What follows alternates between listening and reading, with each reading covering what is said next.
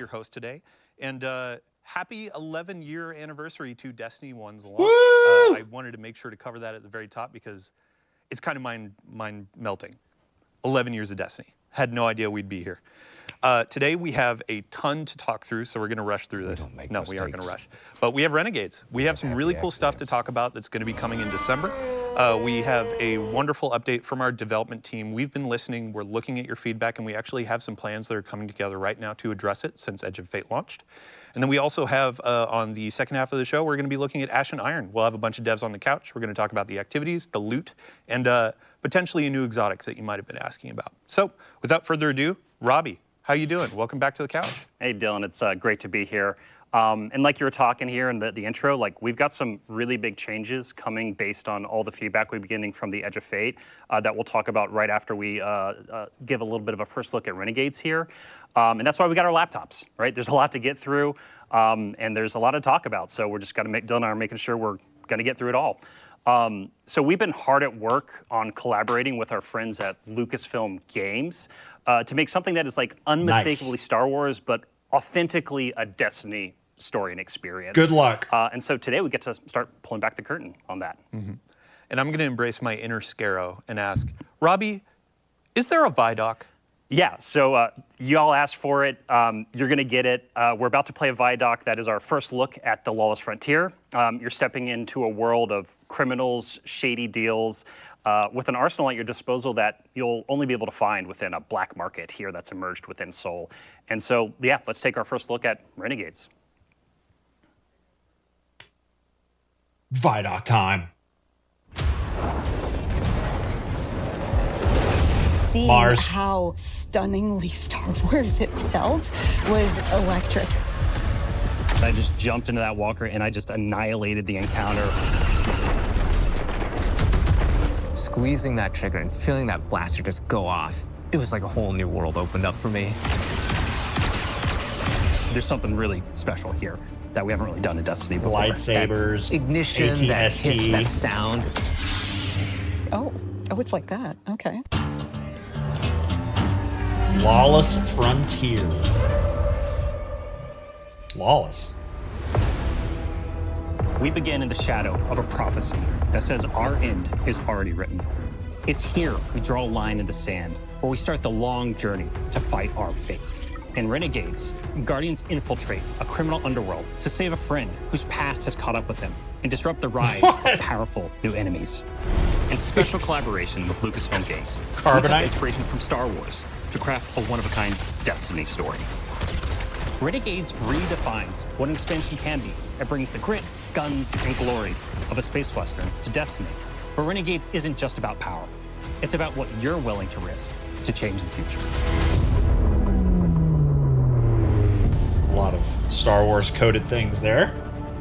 The folks at Lucasfilm were such great collaborators. They understood that in order for this to work, we had to find where the Venn diagram of our two stories meet. Themes of underdogs rising up against something much larger than themselves. Themes of hope. Those little places in that Venn diagram were the ones that really helped us find the story that we want to tell together. If you look at Star Wars and you look at Destiny, you can kind of see that parallel that exists. What's that called? So, for instance, our Sarlacc? dredging, they're our Sith. Pretty Sithy. Yeah, and then you've got the Barrett Imperium, and they are very, very Empire-like. Yes. They have a huge appetite for expansion. The pit. I think of the Praxic Order. There are Jedi in this release, and they are very focused on order and law and understanding that there is a binary in our universe of good and evil. We get to poke at that a little bit in a way that suits our story and our world while still feeling very much like the inspiration that we're calling from. Edge of Fate leaves us with a really big pass forward into the future. We know of this prophecy now that tells us that we need to bind the Nine or we face extinction. And Drifter was there on Kepler. He saw all of this. Not running from this one.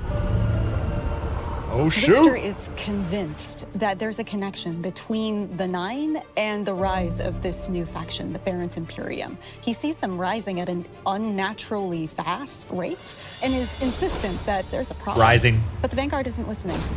They're insisting that he needs to stand down.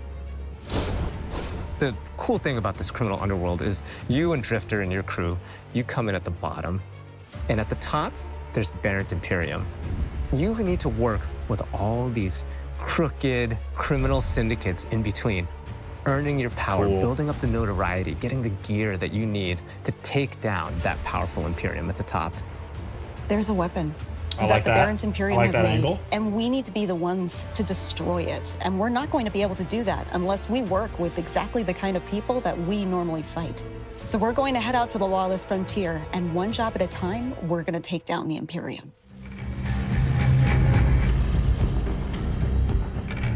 Death Star? The lawless frontier is filled with big, chaotic, cooperative activities.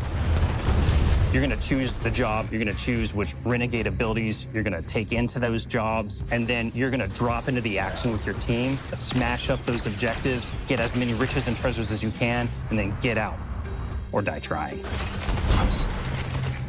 To do that, you're gonna go Helldivers. to the Lost Frontier holo map.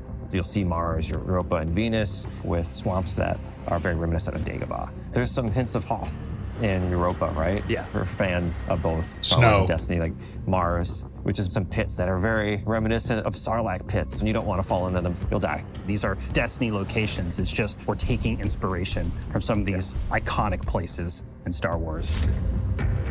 Let's say we go to Mars, and you're gonna pick a bounty hunting job for the Fallen to take out some Cabal.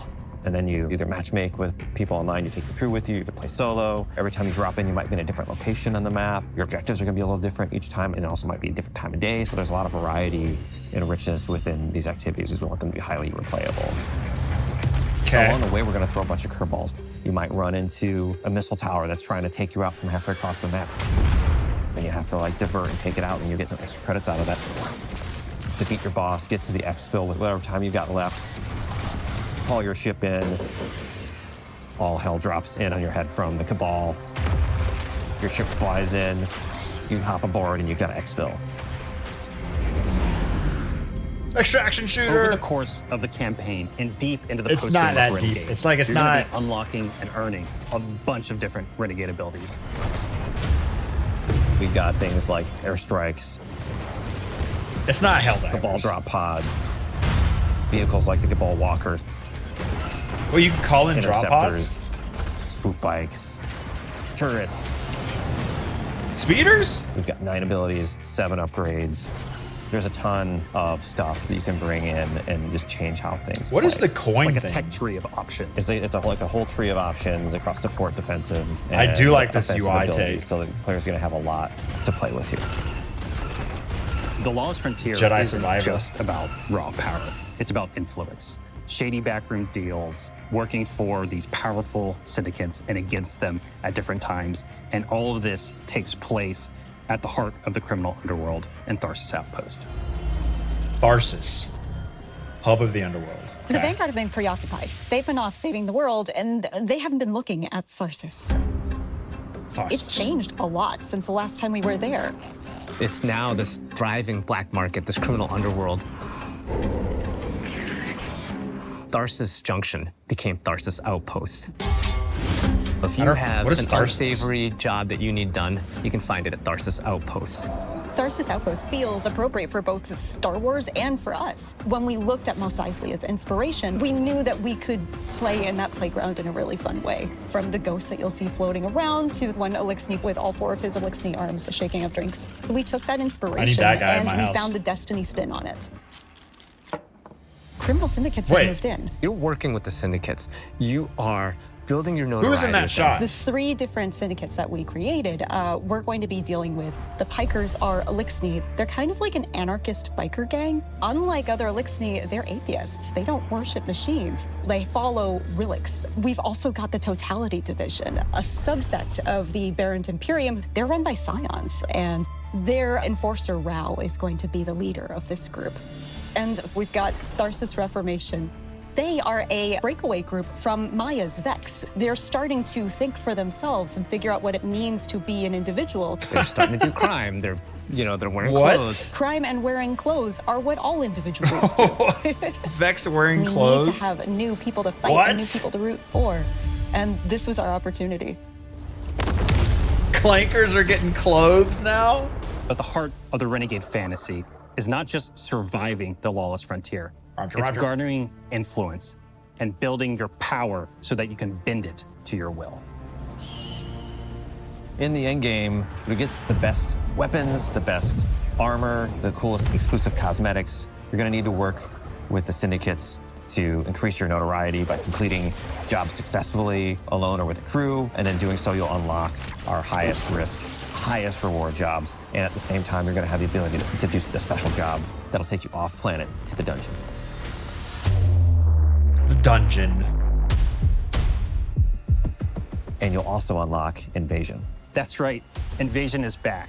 But this doesn't work like Gambit. It's often the invader has some initiative when Invasion begins. This is more strategic. You scan the battlefield and you're like, okay, is this the right time for me to take the shot? And what's the right tool for me to do it? Do I use an airstrike or a vehicle? Do I use a Cabal Walker? Just watch out for that double cross. Yeah.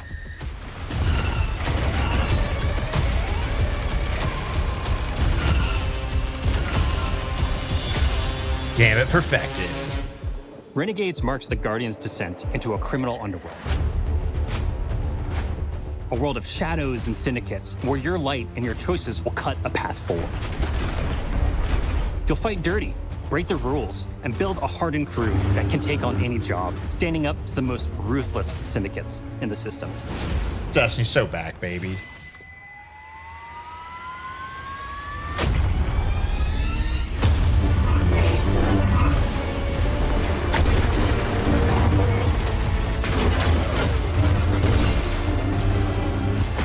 Even in the darkest corners of this world, there's still a glimmer of hope. Guardians will have to find their own version of balance between loyalty and survival, between power and purpose. Because there's more at play than credits and contracts. Forces are on the move, ones that see you not just as a player, but as a piece on the board. How does the lightsaber fold To into change the this? future, you'll have to become the one thing they never saw coming. Is it a type of sword or a relic? Who the hell's that? Start the engines. Take off as soon as you can. Guardian? Pre-order. Wait, did it say pre-order now or what? All right, welcome back. Sorry, I love Vidocs. I gotta stop looking at chat. Let's get the show on the road. So pre-orders for the new Renegade Standard Edition start right now. Okay, that's what and we actually have some added bonuses. Even if you pre-ordered the, what do we got? Year of Prophecy Edition, we have 2 additional cosmetics that are going live today with the patch. The Starside Introduction Emblem and a new exotic ship, which we call the Renegade Leader. You're gonna see it on the screen right now, and I'm gonna ask a silly question. What are we looking at? I mean, I think we're kind of looking at something that looks like an X-Wing here a little bit, maybe a little red leader. No, I don't see it. I don't see it. This is one of our homages, right? That's the team had a lot of fun with. So we wanted to build like an iconic ship, Dylan, that kicked off the road to Renegades here over the next few months. And what's cool about this is you're actually going to see your ship, whatever ship you have equipped, that's going to be flying by when you deploy your Renegade abilities in the Lawless Frontier. And also, you're going to be using your ship to go between different areas within the Plaguelands here in the Reclaim activity that's launching today as well. Awesome. So with pre-orders talked about, let's dive into the Vidoc. Robbie, where are we starting? Yeah, so I think it's like probably best. There's so much like to do a really kind of quick overview of what we looked at here. Legally distinct R2D2 R2D2 crew into the heart of a Lawless Frontier that's emerged around Mars, Europa, and Venus, all new locations across those places. And you're trying to keep up with Drifter, ultimately, who's chasing startling visions of calamity and rumors of a powerful new Cabal faction that's rising, the Baron Imperium. That Imperium's installed themselves as top dog in the criminal underworld, and Drifter's convinced that the Nine is involved with the Imperium's rapid growth. It wouldn't be the first time the Nine have meddled in the background and done some crazy things with Cabal-related enemies. Anyway, so to deal with the Imperium, you're going to take on the role of a renegade. As a Guardian, you're going to smuggle, sabotage, bounty hunt your way to the top of the Lawless Frontier, and that means you're going to be working with the shady syndicates to build your influence within Tharsis.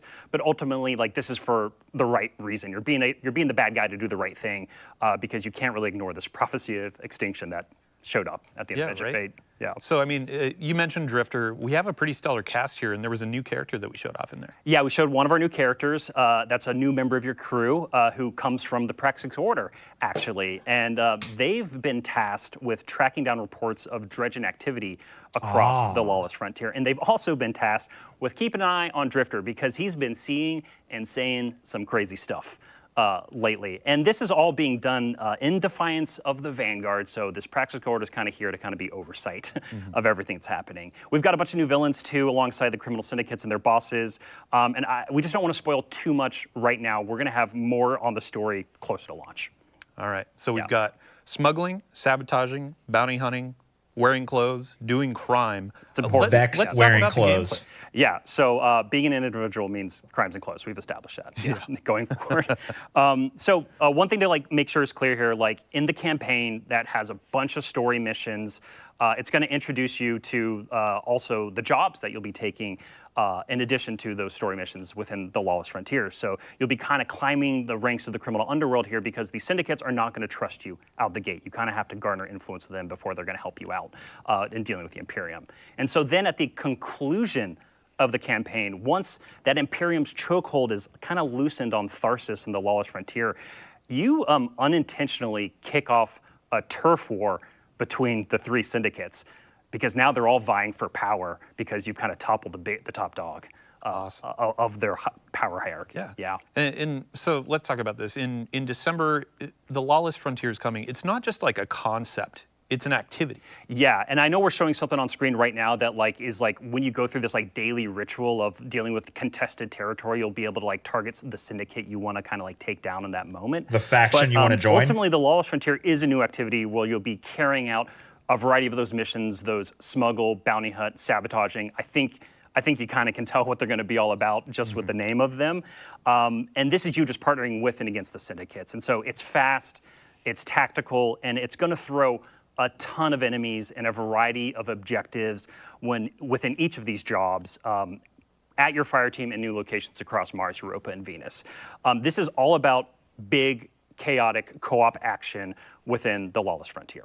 Yeah. Cool. And then when you're working with the syndicates, I expect to be paid when I take on a job. Sure. What are they going to be giving us? Every criminal does. Yeah, right. You know what I mean? So, one thing just to talk about at the top, because Tom and I are really excited about this, the creative lead on Renegades. The Cabal has been dropping pods on your head for 8 years now, something like that. We get to drop one pods. of our Renegade abilities, we kind of get to turn the table on the Cabal and drop one on them. It the also turns have been tabled. Some nice convenience there. But the campaign ultimately introduce you to a number of these abilities. And the turf war, you'll actually choose which syndicates you want to pledge to in order to unlock more abilities and a bigger suite of upgrades. Also, depending on which syndicate you're pledged to, there will be other bonuses and weekly shipments coming into Tharsis as well that you get to take advantage of. And so one thing I want to note too is that all of these Renegade abilities that we're talking about in the Vidoc, they're purely additive to your subclass abilities. The Renegade abilities do not override any of your other Guardian abilities. So your super, your melee, your grenade, that's all at your disposal on top of these Renegade abilities. We really wanted to lean into the idea of this fantasy of you working with your crew and the various roles you could play within the Lawless Frontiers of all these different type of jobs that you're going to be doing. Awesome. And then I have to give a shout out to James Sy. He's frankly one of the biggest Star Wars nerds I've ever met in my life. But he was talking about the blaster and that feel the first time he shot it. Let's talk about him. Yeah, I love that blaster, and because my personal joke is it's like Forerunner at home. It's kind of like a legendary version of that exotic, and it just feels fucking incredible. Oh, sorry, it feels incredible. Excuse me, for kids at home. So we're gonna have a weapons deep dive close to launch. I know I keep saying that. There's a ton of the Vidoc. There's even more to be talked about in the next few months. But what we can say about blasters right now is they're new, powerful weapons in your arsenal, and they actually draw ammo straight from your reserves, Dylan. And so the mechanic of this is basically heating up the gun and then venting it out. So no reloading technically, but since you have to charge up heat and you have to think about overheating, it's a whole mechanic and has its own special reload associated with it. And so it's going to be all about finding the rhythm of pace and battle between building up heat and venting it. It's really fun to play around with, and the team is really honing in on something that feels really special and new. It's cool. All right. It's cool, yeah. So we're not going to go too deep on campaign because spoilers. We want to let players discover that. Yeah. We've talked about the Lawless Frontier, but one of the components is invasions. Oh yeah. So you're going to unlock Invasion as part of that turf war we've been talking about. And the syndicates are can like feel reaching his out to you, anxiety and they're now. giving you contracts to play Hitman against other Guardian crews. So it's 1 versus 3. It's you versus a Guardian crew on the Lawless Frontier. And like we said in the Vidoc, Invasion is 100% opt-in for both the Invaders and the defending Fireteam crew. But don't worry, because all of the difficulty modes, there's always an option that is available to you if you don't want to engage in Invasion. Yeah, we wanted to make sure that, because like even though some people love that PvE chocolate mixing with that PvP peanut butter, we wanted to make sure that if you didn't want to do that, there's always an option for you to do something else within the Lawless Frontier. And then if you do opt in, though, there's more rewards or incentive, right? I mean, yeah, you're like asking, you're basically saying, hey, Fireteam, I'm open to having another Guardian come and wreck shop and mess my day up, right? And so you're taking a higher risk, so therefore there's a chance of higher reward depending on how you handle that, right? Cool. Yeah, I mean, so that covers gameplay effectively. We do have a dungeon. Opt-in we showed a little Dark tease, Zone. but again, no spoilers. Opt-in we'll let you discover Gambit. that on day one. Let's talk about the last thing that players may have seen, or the first thing, honestly. We saw chat blown up. Let's talk about the saber. Right. So, yeah, this is Destiny's homage, right? It's our love letter to the Star Wars lightsaber. And we're calling it the Praxic Blade. Again, we'll be sharing a whole lot more closer to launch. I'm really sorry. I feel like a parrot right now just saying the same thing. But what I can say is that the Praxic Blade is going to be highly customizable in both gameplay and visuals. And so there's going to be a ton of parts and components that you'll be chasing and discovering throughout the Lawless Frontier, within the turf war, within the dungeon So it's a relic? itself. And this is all about kind of making the Praxic Blade Is your its own weapon? and you saw it in the Vidoc, but the blade really does feel truly exotic right now. You can do things with it that no other weapon can do in Destiny, and I really can't wait an to exotic. get their hands on it here in a few months. Awesome. Yeah. Well, that's it for Renegades. We have 2 more big subjects to go through today. So thanks for running us through that. Of course. Our next section is going to be all about quality of life. It's going to be about a lot of the feedback that we've been seeing in the live game since Edge of Fate launched. And then after that, we'll be talking about Ash and Iron with another cast of devs to talk about a bunch of cool stuff. So ultimately, we have quite a lot coming over the next few months. We're going to be talking about a bunch of high-level goals, objectives, some of our philosophy. We do not have a roadmap today, but we will have a roadmap in the next few weeks outlining our road to Renegades, which I've been calling it selfishly. So we'll figure out a fancier name for it at some point, but let's dive in. I think the first thing that I want to talk about here, let me get this up. I mean, ultimately, this feels like we're having a mini community summit on stream. But let's talk about rewards. Let's talk about the portal. Let's talk about power. Let's talk about the climb and the feedback that we've been seeing. Yeah, so to do a little bit more table setting and framing here, like we said at the top of the stream, we've been taking a lot of this feedback to heart, right? We've been listening very intently. We've been looking at our data. And Dylan, we know we need to make some changes, right? And so this is what this whole next section is going to be about. We're going to talk about a ton of stuff. I like this UI. It lets Some of me it, a little bit of it is not going to come block in Ash and anything. Iron, a lot more in Renegades, and then even more in the future. And so coming back to the power climb, we want it to be faster, we want it to have improved rewards, and we really want it to highlight new and aspirational activities when Renegades launches. And so that means looking at the Renegades campaign and the Renegades jobs and the Lawless Frontier and the activities you do there, and making sure that they both feel like great sources of seasonal power. Bonus in-game rework. We know with the Edge of Fate, after you completed the campaign on Kepler, Please give that, power. there's a bunch of cool stuff to do and some rewards to get, but it didn't fit into the seasonal power game, right? It didn't feel like it was a viable path. And so these big chaotic fire team-based jobs that we've built and all that variety we're pouring into it is going to be this engine to climb seasonal power. If you're just loving that activity, you're going to be able to spend an enormous amount of time there. Yeah, and you touched on aspirational content. So when we look at it, you're doing the power climb, but you're looking at the end game, and our raids and dungeons are a part of that. Yes, they are. So we are making sure here, there's 2 approaches we're taking and a bunch of work that's going to come out of it. So our focus initially here is going to be on the new raid and dungeon content in this conversation. So that is Desert Perpetual, the Epic Raid here in a couple weeks, and then the dungeon releasing with Ash and Iron. And so we want to make sure that those are more dependable sources of power, both from weekly challenges, some of which that are going to happen in Ash and Iron, but then also we're going to be looking at the power drops that come when you're completing encounters and looking to see if we can adjust those and juice them up a little bit. The other big area, because what we're talking about when we say aspiration is like in-game. You're doing an in-game thing. I should be rewarded for that. So with the launch of the Epic Epic Raid, for the Desert Perpetual and Epic Raid, and then the dungeon afterwards, we're going to make all drops, the base drops you earn in that content, tier 3. Yeah. Yeah, and it's ultimately attesting to like players got through some of the power grind, they went into the raid and they were seeing tier 1, tier 2 drops, and that didn't feel like endgame loot. So did not. we're making this tier 3 is the baseline, but then you can build up to tier 4 and tier 5 as you add more challenge, add more difficulty. Yeah, and I think we hit on it, but I just want to make sure. We talked about improved rewards right around some of the newer content that is coming. This effort, though, is also being applied across the portal itself. And so, Dylan, I know you and I have talked about it a bunch. You know, we talked about solo ops, right? You mentioned Caldera. Yeah, let's talk about variety in the portal and more reasons or more ways to play. Yeah, exactly. And part of that theory right here is just like that thinking is we just have to improve the rewards, right? And so a lot of what we're doing is going to be about bringing the baseline of the reward experience with Renegades up to that, closer to that solo ops experience, and also really incentivize playing in fire teams more because, hey, we know Destiny's feeling lonely right now if all you do is spend time in the mines, right? And so we want to do we know we need to do a much better job at that. The other, just to go into that example, like we're talking about Caldera, it's a solo op activity, and players feel it is the most viable path to power. So a social game like Destiny, it is a problem where you feel like you should be playing alone for all the reasons. It's like, hey, sorry friends, you want to play raid, you want to play something else, sorry, I'm going to go into Caldera and play alone. Yeah. We want to address that. We want to make sure Destiny is social, fun to play with friends, while still maintaining, hey, as a solo player, you can absolutely hop in, but we aren't going to make you feel worse. So example there too, we said, hey, we're going to tone down Caldera and solo ops. We're actually reverting that. We had announced it, we're taking that back, and as you said, that's the new benchmark. We're going to raise things up to feel like Caldera and feel rewarding like I wish these things changed. We've already talked about the that. We're first going to do some of that in Ash and Iron. One of the other things we're looking at doing in Ash and Iron right now is taking our bonus engrams and having them just more consistently award power deeper into the climb and adjusting that.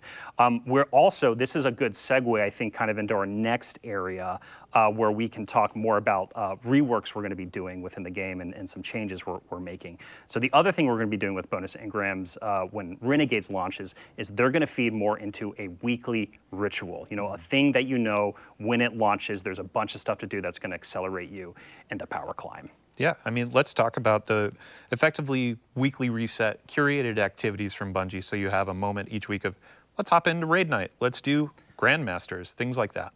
Yeah, so the thing you're speaking to, Dylan, the thing we talk about a lot is like... Yeah, it looks like it's going to clan night, raid night, right? We got to get that feeling of hey, I log in on Tuesday and there's just like a bunch of stuff to look forward to. And so a few ways we're going to do that is one with a new system that we're calling Vanguard orders that comes out in Renegades. So Vanguard orders are actually this like new objective system. Bonus engrams. You're going to be, and we should have a mock-up on screen right now. It looks like our monitor isn't showing the exact right thing just for our place in the studio, so I'm just going to assume it's working. And so within these Vanguard orders, you're going to have all these different objectives that you can do, and you don't have to pick these up like bounties, right? These are things that will just be automatically granted to you when you log into the portal. And then what's really cool about these is that they pull some of that like Destiny 1 bounty vibe, where as you complete an order on the left-hand side of the screen of this mock-up here, you will actually roll. You can roll on higher tier orders, like a legendary order that will give you consistent rewards, or an exotic tier order that can give you exotic tier rewards. Good grades. And so this is all about just creating a bunch more like little moments of variety within the portal and these different little objectives. More checklists. That you can do. We already touched on bonus engrams a little bit and how we're going to be reworking those even more with Renegades launches to feed into that idea of like, look at all these things in the portal. I know if I go and gobble up all the green engrams, I'm accelerating on my power climb, and that's much easier and clearer for players to understand. But the other place that we've been getting a ton of feedback on, and we're going to be making changes to, is the weekly conquests, basically. So right now, we have the concept of the conquest as a milestone on your seasonal power journey, and it gives you like a massive, like big dump of rewards. We are going to be making those we're going to be making it repeatable, but then there's going to be a weekly reward for them. There's no way for us, honestly, to balance the crazy amount of rewards you get from the milestones, but we're going to make sure we incentivize them and create a weekly version. And we actually have a change going live today to make conquests repeatable, but the rewards component is what we need to focus on for a future update. Yeah, and Dylan, you and I were talking about this a bunch over the last couple of days, is like we want to get back to that, like we want to get conquest closer to that GM feeling, to that Grandmaster Nightfall feeling of the past, and that's kind of like our little North Star for that. Yep. The other big thing too that we've been listening Why'd to you take feedback it away in on the and first we're place? moving really fast on right now is getting weekly legacy raid and dungeon content as like a tunnel from the portal to that. So to set expectations here with Renegades, this is going to first come in the form of, hey, reasons to play this content, to do like weekly challenges and earn powerful rewards from them, right? Again, we want this weekly reset. We want you to clearly know when you log in, here's a bunch of stuff to look forward to play with your friends and others. The reason I have to set expectations, though, is like we hear the feedback about wanting the gear reprised from raids and dungeons. Dylan, if we could just like flip a switch and make that happen, I think we'd be more than happy to do that. But it's just not that simple. There's a bunch of work that goes into actually creating the new gear and the gear tiers, and so we are going to be looking to make the reward experience of Legacy and Raid dungeons better as time goes on. Our first focus is making it fit into that weekly reset and into that power climb. Yeah. And we have our first step today with dungeon lairs. In the portal, there are going to be three encounters coming from Legacy dungeon content. You can get power bumps from those. You can get portal gear from those, but we hear the feedback on general rewards. Yes. So, yeah. Yeah. We're gonna be looking to add more to this, like what this weekly ritual feels like. These are the areas we are targeting initially here for Renegades. All right. So let's move on to our final two subjects. Really are centered around sandbox. Yeah. First of which is going to be build crafting, and then the second is around just our general approach to balance. So we have another list here of. Honestly, we've been getting a ton of feedback around featured gear. We've been getting feedback around like legendary weapon tiering. What are we changing? Yeah, so this whole space is about expanding build crafting and gear chase. And we hear y'all. Like, we hear that featured gear is far too restrictive for how you're playing the game right now. And so one of the big changes we're making is all exotic weapons and armor are going to be featured gear starting in Renegades. Mm-hmm. So the class items, your prismatic builds, they're back on the table. You don't have to worry about it anymore. You're not having to think about what exotic you put on. It's all about what build you want to craft, right? The other thing that we've been listening to a lot when it comes to the gear chase is like, hey, you might earn a tier 1, 2, or 3 weapon, a roll of a weapon you really love, your personal god roll, or the community saying this is a god roll. And you're looking at that and you're like, man, it's cool, but like it's not that top tier, right? And so in Shadow and Order, which is our major update coming after Renegades, you're going to be able to enhance the tier of your legendary weapons all the way from tier 1 to tier 5 with a new currency and a new feature that we're building for those. Again, this is all about expanding that gear chase. Yeah. And before we get ahead of ourselves, like as a player, and I'm guessing in chat, people are saying, oh, so I should be keeping my tier 1, tier 2, tier 3 weapons. Where am I going to put these? What's going on with vault space? Yeah, so with Renegades, we are going to give you more vault space. That is the thing we're going to be doing. And also the team is working on a pretty big update to improve the sorting and filtering of just using your vault in-game as well. Mm-hmm. Yeah, we'll have many more details in the coming weeks and months when we get this roadmap together. But our final note in this section before we go to balance is the portal scoring. Yes, yeah. So right now with the featured and new gear, there is just an intrinsic bonus that you get for wearing that gear. I guess it's extrinsic because we're asking you to put it on. But anyway, if you have it on, you get a score bonus in the portal, which means you're not only thinking about like activity customization, your build, but also now you have to think about the score too, and like, should I wear this or not in order to chase the high score? And for the vast majority of the experiences in the portal, we think that's just too much complexity right now. And so we are sunsetting that idea. And so again, this is going to drastically open up the space for you to basically use whatever you want in the vast majority of things you play inside of the portal when you're chasing gear and doing that power climb. Yeah. And a North Star for this, when y'all were talking about it, we've had a ton of conversations with the dev team, is like, there's a lot of feeling of I'm playing Destiny the wrong way, and this was contributing to it because I had to think, oh, if I put this armor on, it's wrong. This helps that out and gets you into the fun faster. Yes, so. And then, like, we do believe and see a space for ways to highlight gear and exotics and things like that, stuff we've done with the artifact for a while now. We want it to be part of the game because I think, pushing people off of the super hot stuff is really healthy sometimes to just have more fun and experiment with things. But we know that we need to find ways to make this feel like a bonus and more excitement to do it versus what we no longer have score now, which is bonus. why we're making these changes. Awesome.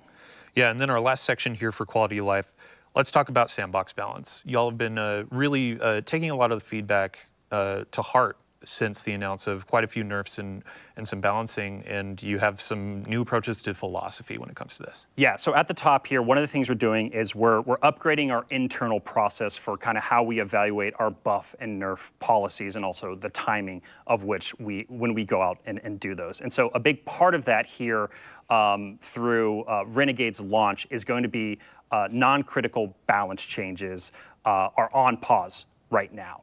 And so this is partially in reaction to obviously some of the sentiment around some of the changes we're making, but it's giving time for us to make sure that when we do start to do more balance updates a little more frequently again, we communicate honestly. We just need to do a better job about communicating about why we're changing something and some of the intent behind it. And the reason I speak about this, yeah, because you asked me this a couple times in our rehearsal, Dylan, it's like, what does non-critical mean? Sorry, I'm taking your words here. No. I'm just on a roll. We really want to make sure that we're still making balance changes, or if we have to ban something for that epic raid race or the dungeon race that's going to happen with Renegades, right? The quality of that experience is incredibly important to us, and we know it's incredibly important to y'all. And so, again, we're putting a pause on nerfs and balance changes for now, but if we really need to change something because it's critical for those upcoming events, we'll make changes. Yeah. And ultimately, it's like, there's some things where you watch somebody go on a Titan and kill a raid boss in 2 punches, like, that's critical. That needs to be toned down or balanced around. But other things, like, we actually have a list here of, we announced some tuning changes or nerfs that we're going to be reverting. Last week we were talking about Grand Overture and Queenbreaker. Yeah. We're reverting the changes there. Yes. And then we had some reworks to exotics like Stronghold, Chromatic Fire. We're going to be reverting those. And then as a part of this new initiative where we're looking at our philosophy, reevaluating how we do these things, we'll be looking how we approach it and how we communicate it. Yes. So exactly. Cool. And then final note, to end on a high, honestly, like we've been talking about nerfs and all that. Let's talk about buffs. Yeah, of course. Yeah. So we've got some buffs. We've been working with the gameplay team around supers and subclasses that are going to be coming, some with Ash and Iron here in October, but then also in December with Renegades. And I think you've been talking with them a little more closely, actually, in the last 24 hours. Yeah. Big thank you to Ben Womack, Eric Smith, Sandbox team. A couple notes, like we saw a thread where folks were saying, hey, the original 3 supers that launched with Destiny 11 years ago, happy birthday. Yeah. They feel a bit undertuned. And I saw a note where it's like, Ward of Dawn, Titan Bubble, that needs to be brought up. Golden Gun. I know Warlocks are getting some abilities changes too. Turrets. So turrets changes coming very soon. Yep. And grenades and other things too outside of turrets. So we will have a full list over the coming weeks, and honestly, it may build. We need to get our roadmap together so we know exactly which hot fixes, updates they're going to be rolling out in. But yeah, we'll be as transparent as possible with you. So to really end it and get into the awesome Ash and Iron content, thank you again to everybody that's been giving us feedback. Thank you to everybody that's been playing and diving into all the changes. We know some need work, and we're going to be doing that. We've been listening, and now we're getting through the planning stages, and we're executing on a bunch of changes over the next few updates and beyond Renegades. So, Robbie, thank you for joining us. As we're going into Ash and Iron, we got to get the catch full of new devs. Yep. So, yeah. Thank you so much. Thanks for having me. And yeah, we're listening, and we're going to keep responding to the feedback. So thank you all so much. And yeah, let's get some more people on the couch. I've been talking too much. Yeah, you brought up Vidoc. We have a trailer for Ash and Iron roll. Let's do it. Ash and Iron trailer. The Conductor's forces are rampant in the Plaguelands. Get that potty mouth out of here. We're sending you in to investigate and take action. Be ready for anything. The assault point.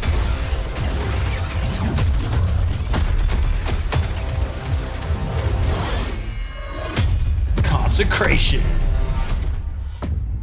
Dungeon Layers. Pinnacle Ops activity.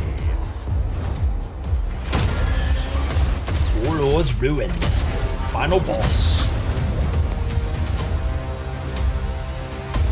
Warsat Heist. When does that come out? We are Scions! Call to arms. Make every shot count, my friend.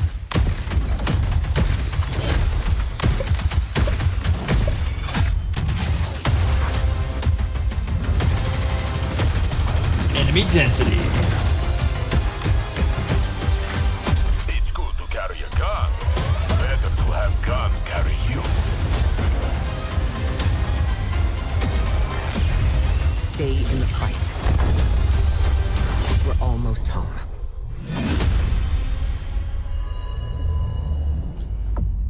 Is it an exotic axe?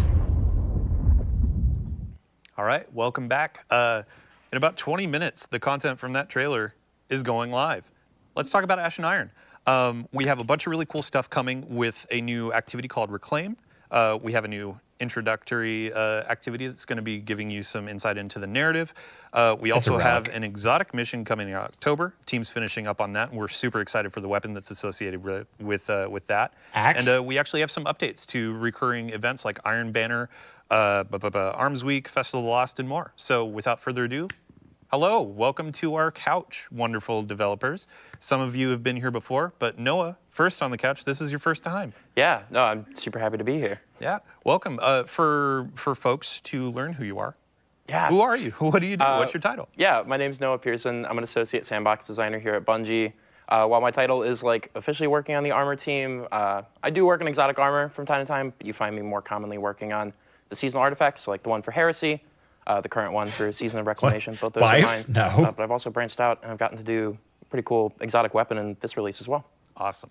Next on the What couch, exotic weapon? Jerome, welcome back. Thank you very much. Glad to be here. What exotic really weapon? quick, let's get a summary. Who are you? What do you do? I'm Jerome. I'm a narrative lead, so we do the lore, we do the dialogue, we do the cutscenes, and we plan the overall Sick story mustache. for Destiny 2. Holy. Awesome. Last but not least, Clayton. Welcome back. I believe you were last here for Revenant and Into the Light. Yep. Yeah. For folks that may have missed out on those streams, who are you? What do you do? Yeah, so I'm a design lead here for the activities and events area on Destiny 2, and in the past I've been an activity designer or feature owner for activities like Onslaught or Coil or Seraph Shield. So it's been really fun getting my hands dirty in different types of activities and bringing those experiences to the players. Awesome. Thank you so much. So as we're diving through some stuff, we already have gameplay rolling. This is our new activity, Reclaim. But Jerome, let's talk about narrative. How are things kicking off? For sure. Well, Maya Sundaresh, the conductor, has somewhat overextended herself on Kepler during the events of Edge of Fate. And she foolishly tried to meddle in the affairs of the Nine and essentially assassinated 3 of the 9, which is the 3 of Earth. 3 being a single entity, right? Yes, exactly. And that's going to have huge knock-on effects for the people of Earth in physics and chemistry, and we'll hear a lot more about that in Renegades. Physics is changing? Maya is somewhat depleted, right? And she is starting to lose control over her collective. She's starting to bleed individuals at the edges of her collective, and those are the pants-wearing, poker-playing Vex that you saw. crime, yeah. Exactly.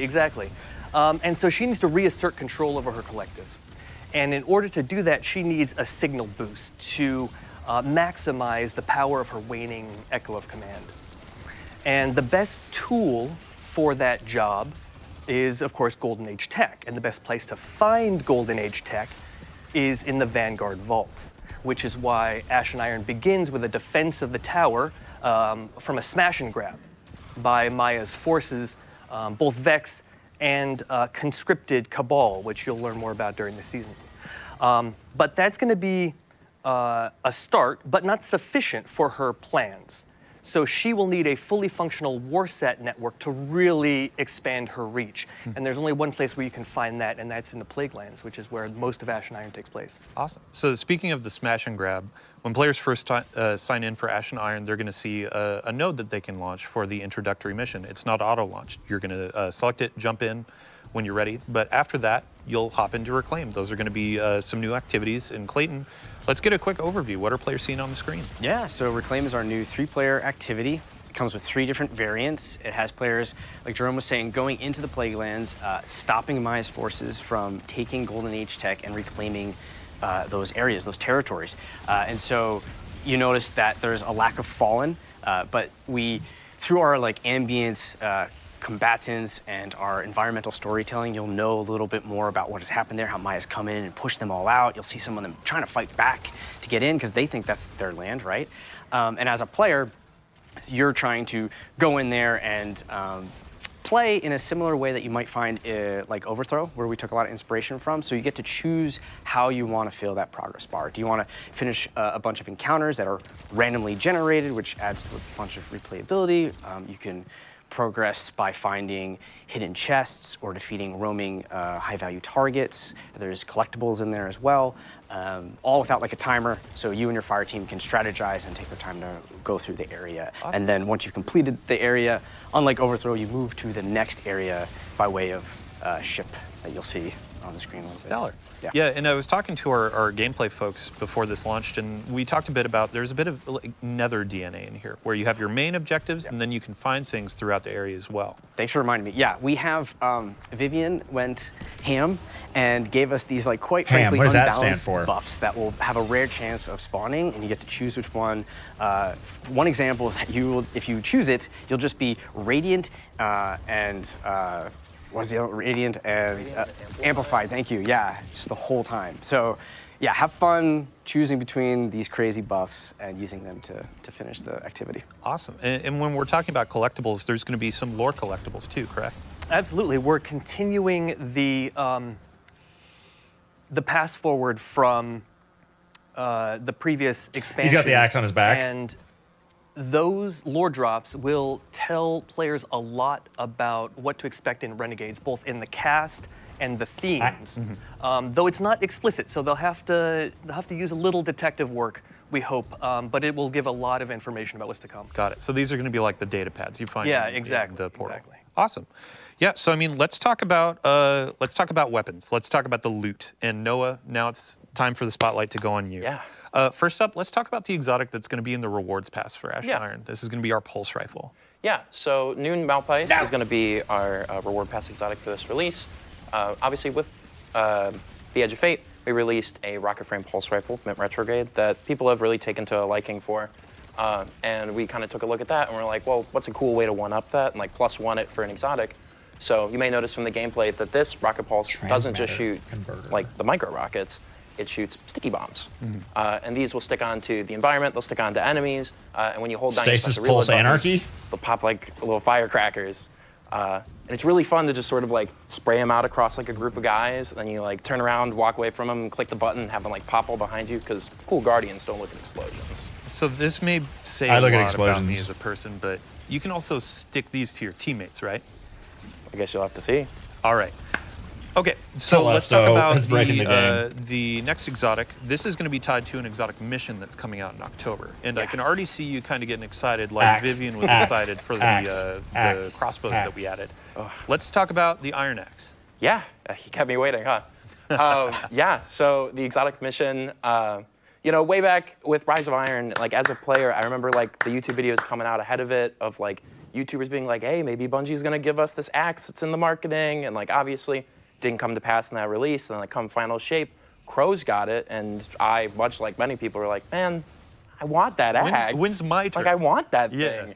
So when I heard that we were It's a going to be sword. doing a little Return to the Plaguelands, it was like, I'm going to twist whatever arms necessary to finally get the thing that I know I want and I've seen other people want for ages. So yeah. That's probably I can easier to confirm implement. That's no relic. That's our new exotic weapon. Thank you.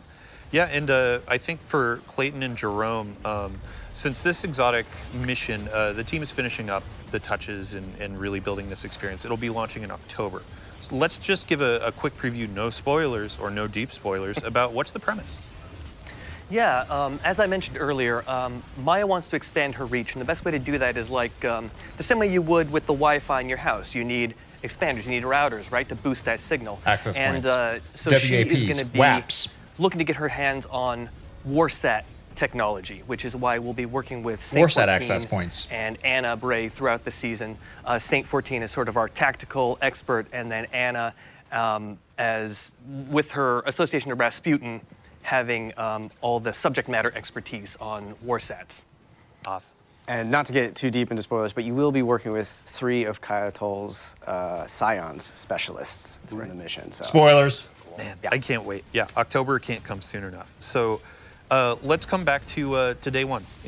I keep checking die on stream. my watch here. 10 minutes, 11 minutes until launch. We also have a slate of legendary weapons that are going to be coming out. We have some armor sets in the portal that are going to have brand new armor set bonuses, but we also have brand new weapons. Yeah. And I know a couple of these things are kind of complementary to exotics. Yeah. So with Ash and Iron, we as Sandbox were like taking a look at some exotics we wanted to bring up, and we talked about Mida and Sturm getting some updates to bring them up to that modern parity. But like when those Died on weapons stream. came out during year 1, they came with That's their tough. paired weapons. And like during that time, you know, it made sense, you know, like have 2 primaries. That was what the game was. So when you're taking a look at like bringing them up to modern sandbox standards, you're like, well, you should probably hit it for the paired weapons as well, too.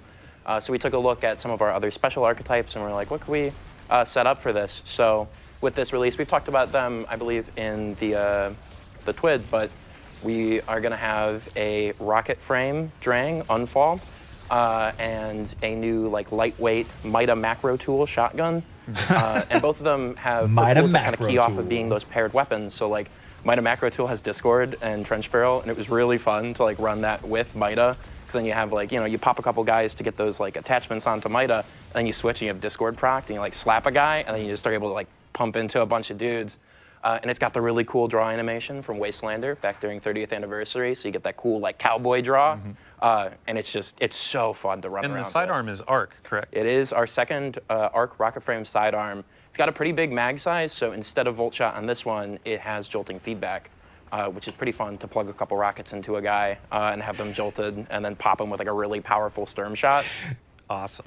Yeah, and these are going to be added so through the portal. Reclaim is going to be living in the portal in the fire team area, and that's where you're going to earn some of these.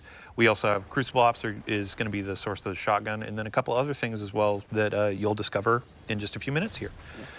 So let's move on. Our last topic of the day is going to be around events, our recurring events. And the first thing that kicks off is actually a new one to celebrate Reclaim. And Threshers. What are we going to be doing today? Yeah, we're launching with New Territories Reclaim. It's a new standard event that will highlight a new activity. And so we do that with our daily challenges, weekly challenges, or it's for a week, so 1 weekly challenge, and then it has its own reward track and an event home that you can launch the activity from as well. Awesome. And then I believe it's next week, we also have Iron Banner coming back. That's right. So is that also going to have an event home? Yes, it'll have event home, same slew of things where daily challenges, a weekly challenge. You'll have your reward track. We have a hand cannon coming in there. We have an armor set, and you'll have your title and your triumphs as well. Yeah, I believe we redacted the new set bonuses for Iron Banner, but I've heard they're actually quite fun. Yeah, pretty cool. Might want to hold on to it when you get your hands on that axe. Awesome. And then the third event that's going to be coming is Arms Week, Noah. Coming back, the first one was all centered around, let's look at hand cannons. We had the new shotgun-style hand cannon. Yeah. And then with this one, it's going to be shotguns. Yeah. Yeah, we're taking a look at shotguns this time around. So much like during the prior Arms Week. Is that your ship? We will also have a cool slate of shotgun mods this time around. My favorite of which, when the designer who was working on them, Taylor Bjorndal, who was on the stream before, Shotgun style hand cannon? when he was starting to work on them, Yeah, me and him were sort of spread bouncing shot, ideas spread back and cannons. forth. And I was, I was spread talking shot, about like whatever old they're rapid called. fire frame shotguns when they had like the really fast rate of fire, and I was like, I mean, what if all shotguns shot like that? And he like paused for a minute, and then I got the message, what if they're all just fourth horsemen? Oh, Bjorn, you mad scientist. It is really entertaining to take a slug shotgun and have it shoot that fast. Yeah, and we saw a lot of celebration with these volatile mods for hand cannons during that week. So with shotguns, we have the one that's effectively going to be fourth horseman everywhere. Yeah. But we have a couple more too, Yeah. and we'll leave that for players to discover It's going to soon. be super awesome. Next up on the slate, we have Festival of the Lost is going to be coming back during Ash and Iron, and we have a preview of our armor sets. So these are armor ornament sets. Y'all voted on these earlier in the year last year. Nice. And we had to show them. They look Great awesome. votes. I cannot wait to have those roses on my The shoulders. Warlock. Titan, Warlock, But with Hunter. Festival of the Lost, we have some new activity content, correct? That's right. The Headless Ones have broken out of Haunted Lost Sector jail. Because of that, we have new activities. So we have a new PvE 6-player activity called Haunted Altars. And then we have a new PvP activity called Red Rumble. Hocus Focusing is coming back. It's going to be a 2-week-long activity. We have 2 new weapons, a reprise weapon. You'll have your reward track, event home, the whole shebang. I'm very excited. It is very fun to play in those activities. Awesome. So it's chaos, just all chaos. And then the last on our list, so Jerome, we have a new event called Call to Arms that's going to be coming at the end of Ash and Iron. Can you give us a quick overview? Sure. We're going to be working with Devrim K, who has been holding down the EDZ for the better part of a decade without a ghost, right? Doing it all in one life. And he'll be taking some much-deserved R&R in the tower and being our liaison to the foundries. We have to remember that most of the guns that the Guardian fires are designed and produced in the last city. Of course, we know that they're actually designed and produced here with the Sandbox team. What do you mean? Cassoid's in-house. That's right, Mr. Cassoid, right here. So we will be working with Devrim to stress test the latest and greatest in gear from the foundries, and the Guardians that can push their gear the furthest and get the most out of it will reap the greatest rewards. So there's a competitive aspect to it as well. Awesome. Yeah, I mean, when we're talking about this competitive aspect, the Call to Arms is going to be a ton of rewards, legendaries, some cosmetics for anyone to earn, but then we have kind of some cosmetics at the top for our hardcore, so to speak, to really earn. And Clayton, I think you were talking about a helmet? Yeah, we have a helmet ornament. It is fantastic looking. When you equip it, if you're in that top earner, you will have this like tail of flames coming from you. And much like the trial glows, these flames signify that you are a top competitor in this. So when I load into the tower, I'm going to see this guy with a giant fiery mohawk. I'm going to know, okay, they were top of Call to Arms. Impressed and scared at the same time. But then we have some cosmetics, like I said, for just general players too. Like I believe there's an exotic ornament for the pulse rifle on the reward track, and a bunch of other things to earn too. So we have daily login rewards as well, what up, and we have vouchers that will actually help set you up for the next season. Awesome. Yeah, well, thanks for the quick overview. We will definitely have more information in the Twit about this new event. And as we're going through Ash and Iron, we'll have an update before each of these events to give you a quick a recap of what we've been talking about today.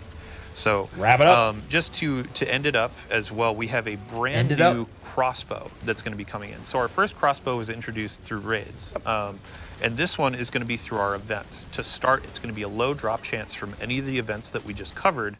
And then in Call to Arms, you can focus this thing to really hammer on getting those rolls. And Noah, what's the damage type on this? Yeah, so you might have seen it in the gameplay. It's going to be a stasis crossbow. And obviously, with a stasis weapon comes stasis perks. And I'm very happy to say that it does have chill clip, and it in fact does freeze in 2 shots. And oh my god, there's such like a fun play pattern of like you pop a guy twice with it, they freeze, and then if you have serrated bolts, you run up and you pull them out of him, and the serrated bolts do damage and cause him to pop. So you just like put him in a major, and you cause him to explode and hit all the dudes around him. And it was an oddly fun play pattern of just running around and blasting people that I got quite a few giggles out of in playtests. I can't wait. So again, to say it, today with our new territories event, you can get this to drop. It will be a low drop chance, but over the course of the rest of the season with each event, more chances, and then Call to Arms, you can focus it along with other gear and really go hard for the role you want. And it has a holofoil. And a holofoil in Call to Arms as well. So that brings us to the end of our show. So thank you all for joining us on the couch. Thank you all for joining us at home.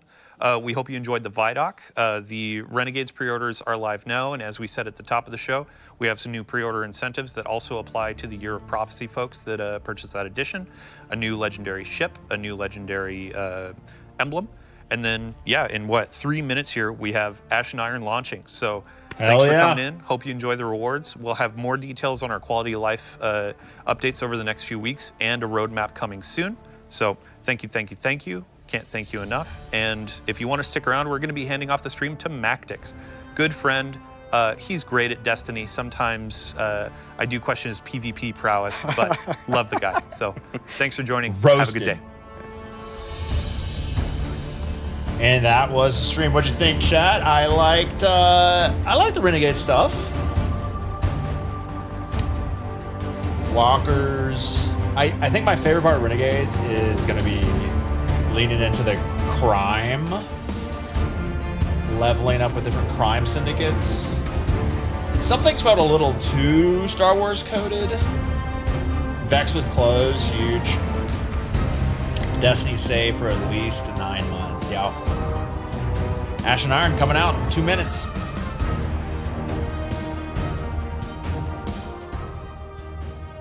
But yeah.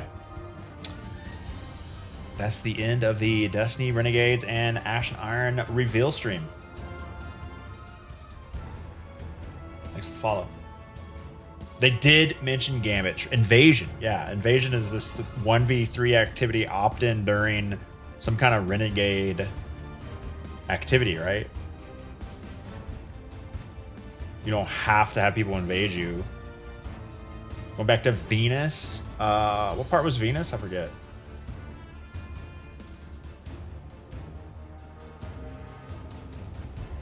Okay, ended the recording.